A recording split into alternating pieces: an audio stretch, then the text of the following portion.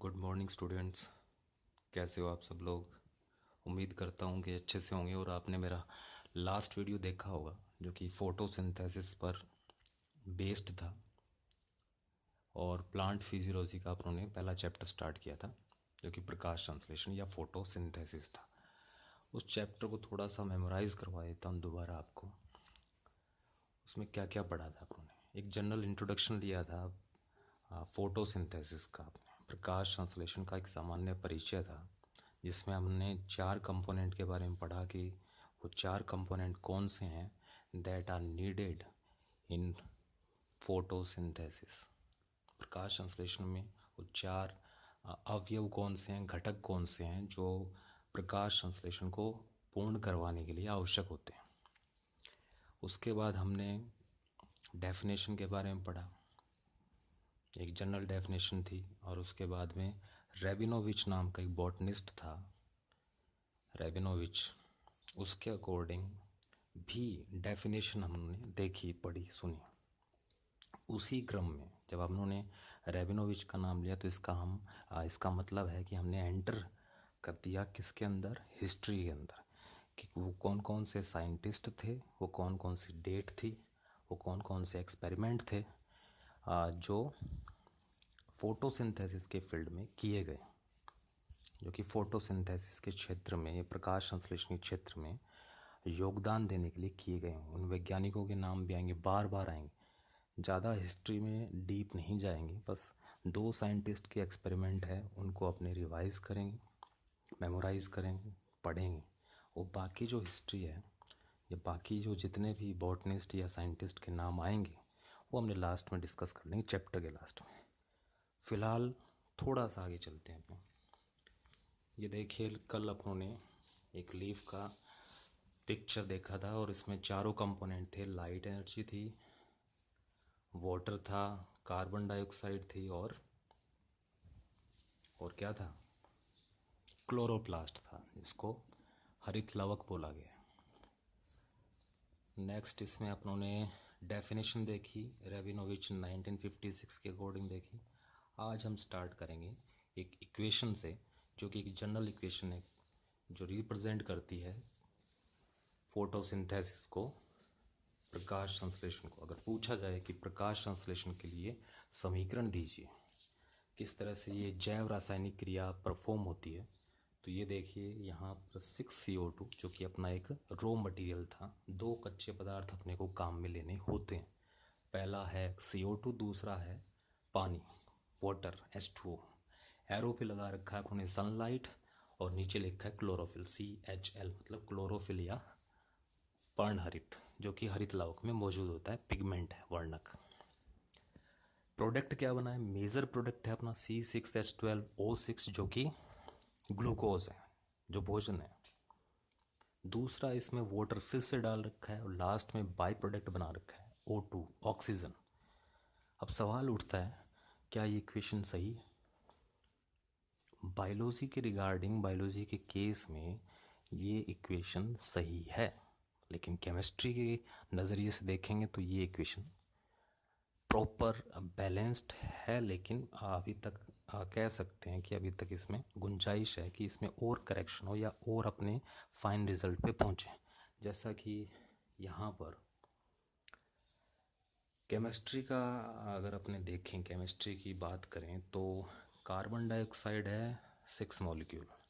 उसके बाद यहाँ वाटर के मॉलिक्यूल हैं 12H2O, 12H2O। एरो के राइट हैंड साइड में प्रोडक्ट बना हुआ है अपना ग्लूकोज प्लस 6H2O, ये H2 दोबारा आ गया। और केमिस्ट्री क्या बोलती है, केमिस्ट्री बोलती है कि 2 कंपाउंड या कंपोनेंट दोनों डायरेक्शन में या दोनों साइड में नहीं आ सकते, राइट हैंड साइड और लेफ्ट हैंड साइड में, दाईं और बाईं ओर, एरो के बाईं ओर, एरो के दाईं ओर नहीं आ सकता। जैसे कि वाटर आ गया, यहाँ 12H2 है और 6H2, तो इसको अपने और ज़्यादा क्लैरिफाई करें या और ज़्यादा इसको सिंपल करेंगे तो 12H2 में से वो 6H2 है उसको कैंसिल आउट करवा देते हैं अपने, तो लेफ्ट हैंड साइड में अपने पास सिर्फ 6H2 बचेंगे। इक्वेशन ये सही है। अगर आप केमिस्ट्री के लिहाज से लिखेंगे या केमिस्ट्री के अकॉर्डिंग लिखेंगे तो वो होगा 6CO2 + 6H2O।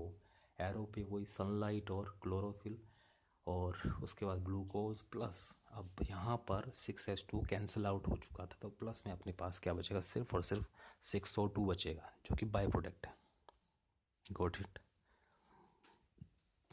ये इक्वेशन भी सही है, वो भी सही है। बायोलॉजी पढ़ रहे हैं तो ये लिख सकते हैं। अगर आपको ये ठीक ना लगे तो वो भी लिखी जा सकती है, और ज़्यादा इसको सिंपल फॉर्म में बनाना चाहे तो, क्योंकि केमिस्ट्री बोलती है कि एक कंपोनेंट है वो दोनों साइड में नहीं आ सकता, जैसे वाटर आ गए यहाँ पर। तो यही दो मेजर क्या थे अपने पास, रॉ मटेरियल थे, पानी था और कार्बन डाइऑक्साइड, जिन्होंने सनलाइट और क्लोरोफिल की प्रेजेंस में, उसकी उपस्थिति में ग्लूकोज या अपना मुख्य भोज्य पदार्थ बनाया C6H12O6 के रूप में, और उसका जो सह उत्पाद बाई प्रोडक्ट बनेगा वो होगा ऑक्सीजन। ठीक है, आगे चलते हैं। अभी मैंने कहा कि अब अपने थोड़ा हिस्ट्री में जा रहे हैं। हिस्ट्री में जाएंगे तो यहाँ पर C.B. वॉन नील 1930 लिखा हुआ है, थोड़ा और पीछे चले गए, और वाकई में ये वो इंसान था जिसने सबसे पहले बताया कि ऑक्सीजन वाकई में जल के टूटने से बनती है, ना कि CO2 से। इस इक्वेशन में अगर आप ध्यान से देखोगे तो अपने पास दो कच्चे पदार्थ रॉ मटेरियल है, एक तो CO2 है और दूसरा है H2O। तो दोनों के अंदर ऑक्सीजन है। ध्यान से देखिए, यहाँ अगर अपने बात करें CO2 की तो उसमें भी ऑक्सीजन है, H2O में भी ऑक्सीजन है, और यहाँ लास्ट में बाई प्रोडक्ट बना है 6O2। तो कुछ लोग क्या, उस टाइम सभी लोग ये मानते थे, सभी बॉटनिस्ट, सभी साइंटिस्ट, वैज्ञानिक लोग ये मानते थे कि ये जो ऑक्सीजन है बाई प्रोडक्ट की फॉर्म में जो निकल रहा है, ये वाकई में इस CO2 से, हाँ, CO2 का ब्रेकडाउन होकर निकल रहा है, वहाँ से रिलीज़ हो रही है। लेकिन ऐसा नहीं था। C.B. वॉन नील 1930 में वॉन नील ने ये सिद्ध कर दिया, ये प्रूव कर दिया कि वाकई में ये जो ऑक्सीजन निकल रही है, रिलीज़ हो रही है बाई प्रोडक्ट की फॉर्म में, लास्ट में 6O2 जो लिखी हुई है, वो पानी के ब्रेकडाउन होने से, जल के टूटने से निकलती है, ना कि CO2 के। और इसके लिए उसने एक एक्सपेरिमेंट किया। वो एक माइक्रोबायोलॉजिस्ट था। कौन? C.B. वॉन नील माइक्रोबायोलॉजिस्ट था, जिसको अपने एक सूक्ष्म जीव विज्ञानी बोल सकते हैं, जो सूक्ष्म जीवों का अध्ययन करता है। तो सल्फर बैक्टीरिया पर उसने एक प्रयोग किया। सल्फर यहाँ लिखा हुआ है, proved that oxygen is released due to photolysis of water during photosynthesis. अपनों ने कल भी बात की थी कि फोटोलाइसिस होता है वाटर का, प्रकाशीय अपघटन, जिसकी वजह से ऑक्सीजन है वो निर्मुक्त होती है। ये उसने सिद्ध किया। कैसे किया? उसने सल्फर बैक्टीरिया लिए। क्या लिए? Sulphur bacteria. अब सवाल उठता है कि सल्फर बैक्टीरिया क्या है? सल्फर बैक्टीरिया क्या है? ये फोटोसिंथेटिक बैक्टीरिया है। आगे और पढ़ेंगे अपने, जब अपने पिगमेंट के बारे में पढ़ेंगे, वर्णकों के बारे में पढ़ेंगे, जब अपनी क्लोरोफिल के बारे में पढ़ेंगे, तो हमें पता चलेगा कि वहाँ 7 types of chlorophyll found in nature. Nature means कुछ प्लांट्स में मिलते हैं, कुछ बैक्टीरिया में मिलते हैं। अब जब अपने बात करेंगे कि प्लांट में कौन कौन से क्लोरोफिल मिलते हैं, तो वहाँ होता है chlorophyll A, chlorophyll B, chlorophyll C, chlorophyll D, chlorophyll E. 5 हो गए। गिनती करके देखते हैं, 5 हो गए होंगे, ABCDE। बाकी 2 क्लोरोफिल के टाइप और बच गए, जो होते हैं बैक्टीरियोविरिडिन और दूसरा होता है बैक्टीरियोक्लोरोफिल। कौन से 2 होते हैं? बैक्टीरियोविरिडिन और बैक्टीरियोक्लोरोफिल। ये मिलते हैं साइनोबैक्टीरिया या फोटोसिंथेटिक बैक्टीरिया में, जो कि फोटोसिंथेसिस कर पाते हैं। वो क्यों कर पाते हैं? उनमें भी वर्णक पाए जाते हैं। क्लोरोफिल की टाइप्स मिलते हैं 2, पर्णहरित के 2 प्रकार मिलते हैं, बैक्टीरियोविरिडिन और एक बैक्टीरियोक्लोरोफिल। तो वो भी क्या कर पाते हैं? सनलाइट से सोलर एनर्जी लेकर, सौर ऊर्जा लेकर वो अपना भोजन बना पाते हैं। ठीक है, तो उन्होंने एक सल्फर बैक्टीरिया लिखा जो कि फोटोसिंथेटिक बैक्टीरिया है, जो कि प्रकाश संश्लेषी जीवाणु है, सल्फर बैक्टीरिया। और वो क्या काम करता है, हाइड्रोजन सल्फाइड को एब्जॉर्ब करता है, अवशोषित करता है। जैसे पादप है वो CO2 लेते हैं और साथ में पानी की ज़रूरत पड़ती है उनको, H2O की, तो H2O की बजाय वहाँ H2S गैस एब्जॉर्ब करते हैं, अवशोषित करते हैं, हाइड्रोजन सल्फाइड गैस। और उसी रासायनिक ऊर्जा का उपयोग करके, जो कि उनको हाइड्रोजन सल्फाइड से मिली है, उससे वो अपना भोजन बना पाते हैं। CO2 वहाँ चाहिए, जैसे कि पेड़ पौधों को चाहिए, वैसा ही सल्फर बैक्टीरिया को CO2 चाहिए, लेकिन H2O की जगह उनको क्या चाहिए, हाइड्रोजन सल्फाइड। इसमें लिखा हुआ है, पढ़ के बता देता हूँ। जीवाणु श्वसन पर कार्य करते हुए सर्वप्रथम सिद्ध किया कि प्रकाश संश्लेषण के दौरान निर्मुक्त ऑक्सीजन जल के अपघटन का परिणाम होता है। यह ऑक्सीजन CO2 से मुक्त नहीं होती। क्या प्रूव किया, क्या सिद्ध किया कि जो ऑक्सीजन हमें प्रकाश संश्लेषण के अंत में जब हाँ सह उत्पाद के रूप में ऑक्सीजन प्राप्त हो रही है, वो वाकई में CO2 के टूटने से नहीं निकल रही है, वो प्राप्त हो रही है हमें जल के टूटने से या वाटर का फोटोलाइसिस होने से हमें ऑक्सीजन रिलीज होती है या मिलती है। फिर आते हैं इसके एक्सपेरिमेंट पे। यहाँ लिखा है CB वॉन नील 1930s। दो लाइंस लिखी हुई है, एक तो experimented with purple sulphur bacteria absorb hydrogen sulphide and release sulphur gas. तो उन्हें पर्पल सल्फर बैक्टीरिया होते हैं जो कि हाइड्रोजन सल्फाइड H2S को एब्जॉर्ब करते हैं, अवशोषित करते हैं, उससे अपना भोजन बना पाते हैं। H2S से क्या मिलेगा उनको, रासायनिक ऊर्जा मिलेगी, जैसे कि जल के टूटने से मिलती है पेड़ पौधों को। लेकिन ये है बैक्टीरिया। कंक्लूजन क्या निकाला उन्होंने, plants absorb and split H2O to release O2। अब उसी जगह प्लांट्स H2S या हाइड्रोजन सल्फाइड की जगह क्या काम मिलेंगे, H2O पानी, और उस वजह से वो रिलीज़ करते हैं ऑक्सीजन को, क्योंकि वहाँ H2O की जगह वहाँ H2S की जगह क्या था उनके पास, H2O था। नहीं समझे, फिर से देख लो। हाइड्रोजन सल्फाइड को एब्जॉर्ब करके रासायनिक ऊर्जा तैयार करते हैं और उससे अपना भोजन बना पाते हैं सल्फर बैक्टीरिया। क्यों सल्फर बैक्टीरिया क्यों बोला गया, कि वो हाइड्रोजन सल्फाइड को रासायनिक ऊर्जा के रूप में काम में लेते हैं। वो पानी को काम में नहीं ले रहे, CO2 तो फिर भी उनको चाहिए क्योंकि उनको ग्लूकोज बनाना है बाद में। तो यहाँ पर क्या है, H2O की जगह ये हाइड्रोजन सल्फाइड को काम में ले रहे हैं। अब हाइड्रोजन सल्फाइड और H2O में फ़र्क क्या है, वहाँ सल्फर है H2S में और यहाँ पानी H2O के अंदर ऑक्सीजन है। तो जब H2S टूटता है, ब्रेक डाउन होता है, तो उसमें सल्फर गैस निकलती है जो कि बैक्टीरिया करता है। और पेड़ पौधों की बात करें, प्लांट्स की बात करें, तो वहाँ पर H2O है और वहाँ सल्फर नहीं है, वहाँ ऑक्सीजन है। तो वो H2O जब टूटेगा तो उसमें सल्फर की बजाय क्या रिलीज होगी, ऑक्सीजन। तो इस तरह से उन्होंने ये प्रूव कर दिया कि यहाँ CO2 का कोई रोल नहीं है। CO2 का काम है सिर्फ ग्लूकोज में अपने आप को रिड्यूस करवाना। जो ऑक्सीजन रिलीज हुई है वो सिर्फ और सिर्फ किससे निकली है, पानी के टूटने से, उसका ब्रेक डाउन होने से, उसके स्प्लिट आउट होने से निकली है। ये CB वॉन नील का कमाल था जो उन्होंने प्रूव कर दिया सबसे पहले साइंटिफिकली या अपने एक्सपेरिमेंट से कि वाकई में ये जो ऑक्सीजन है बाई प्रोडक्ट की फॉर्म में जो बन रहा है वो किससे मुक्त होती है, पानी के प्रकाशीय अपघटन से मुक्त होती है।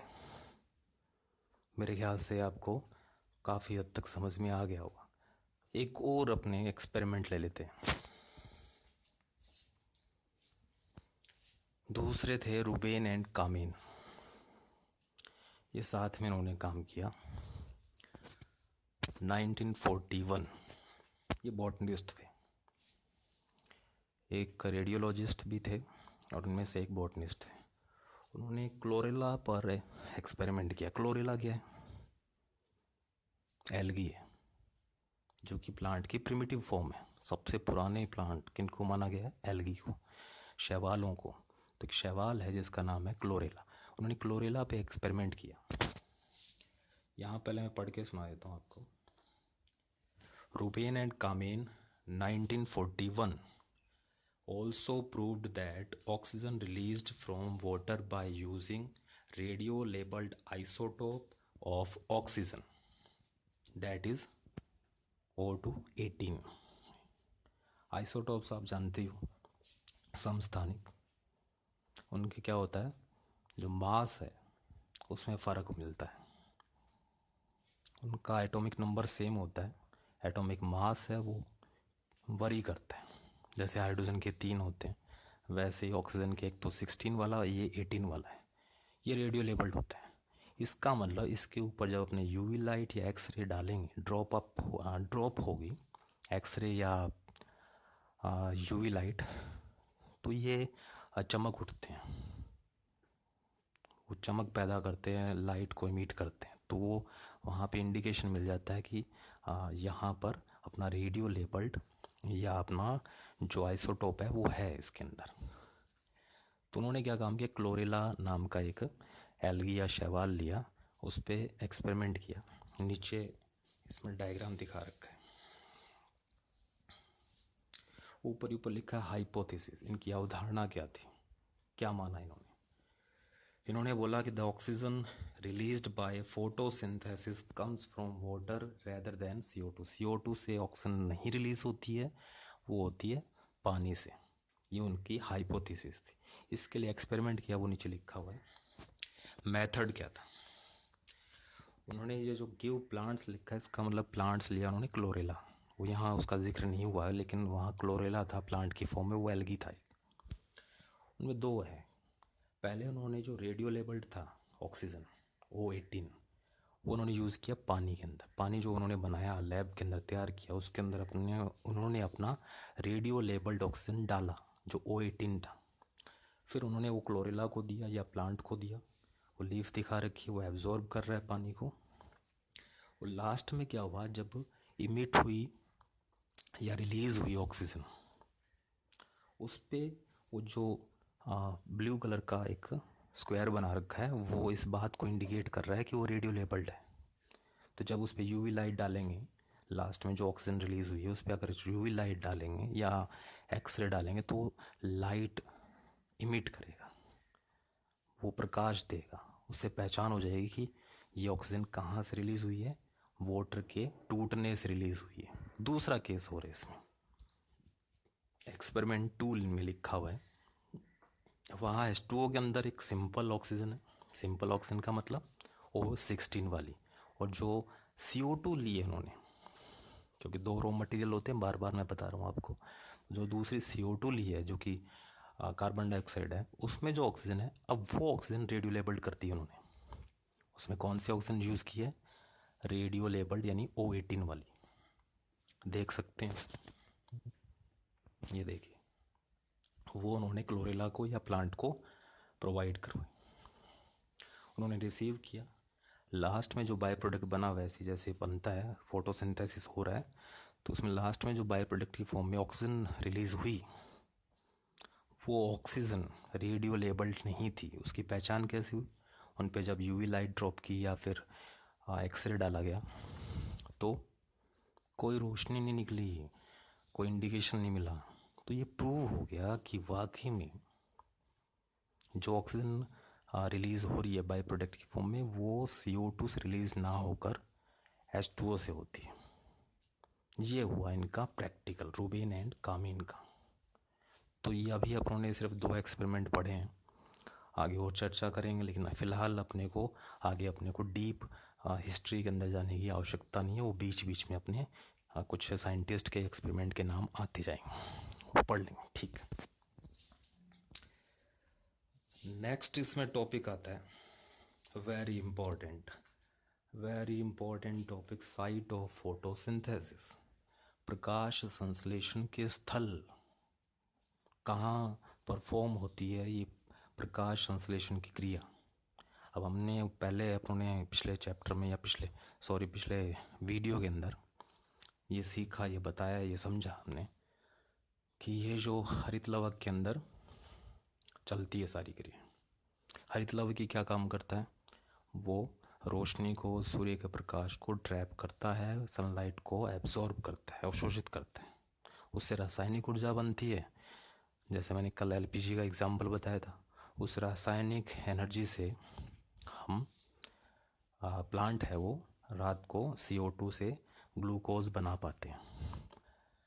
अब वाकई में वो जो ट्रैपिंग वाला काम चल रहा है, ट्रैपिंग वाला काम मतलब सनलाइट को ट्रैप कर रहे हैं, तो लीफ के अंदर कौन सी टिश्यू बताए थे? मीजोफिल टिश्यू, पर्ण मध्योतक, जो मैंने कल बताया था आपको। मैं फिर से वहीं पहुंचता हूँ। ये देखिए, एक लीफ को स्प्लिट कर रखा है, अपर सरफेस, लोअर सरफेस, बीच में मीजोफिल टिश्यू दिखा रखे हैं डार्क ग्रीन कलर में। ये वो टिश्यू हैं जहाँ पर क्लोरोप्लास्ट मिलता है, हरित लवक पाया जाता है, जिसकी वजह से ये सारा जो खेल चल रहा है फोटोसिंथेसिस का, यही लाइट को ट्रैप करते हैं, अवशोषित करते हैं, वापस आते हैं। तो आज अपने जो मोस्ट इम्पॉर्टेंट टॉपिक है, जो इसका प्रकाश संश्लेषण का अड्डा है कह सकते हैं, वो है क्लोरोप्लास्ट। क्वेश्चन बनता है कि कहाँ पर परफॉर्म होती है फोटोसिंथेसिस की सारी मैकेनिज्म? तो वो है क्लोरोप्लास्ट या हरित लवक। प्रकाश संश्लेषण के स्थल क्या है? साइट ऑफ फोटोसिंथेसिस क्या है? क्या है? हरित लवक, ये लिखा हुआ। और उसका डायग्राम आपको बनाना है, प्रैक्टिस करनी है। कल भी मैंने बोला था ये वाला डायग्राम को आपको बनाना है, ये पहला डायग्राम होगा आपका। वो लीफ वाला आप बनाना चाहो तो बना लो वो, लेकिन वो मैंने आपको समझाने के लिए बना रखा है। पहला डायग्राम चैप्टर का यही होगा। इसको रफ कॉपी में बना के देखो 2 बार, 3 बार, 4 बार, मैनी मोर। और जब प्रैक्टिस हो जाए तो इसको आप रिहर्सल के तौर पर, प्रैक्टिस के तौर पे अलग से बना के देख सकते हैं, बिना देखे इसको। ये अपने करेंगे कल, क्योंकि मुझे लग रहा है कि वीडियो काफ़ी लंबा हो जाएगा, फिर इसको अपलोड करने में टाइम लगेगा। तो फिर से कहूँगा, नोट्स बनाते रहिए, सुरक्षित रहिए और अपनी पढ़ाई को जारी रखिए। इसमें कहीं इंटरप्शन नहीं आना चाहिए, कोई बाधा नहीं आनी चाहिए। और उम्मीद करता हूँ ये भी आपको कुछ हद तक समझ में आया होगा। नहीं आया होगा तो बार बार देखो इसको। और कुछ क्वेरीज हो, कोई पूछना हो, सवाल उठते हो दिमाग में, तो नीचे कमेंट के अंदर आप लिख सकते हैं। Thank you so much.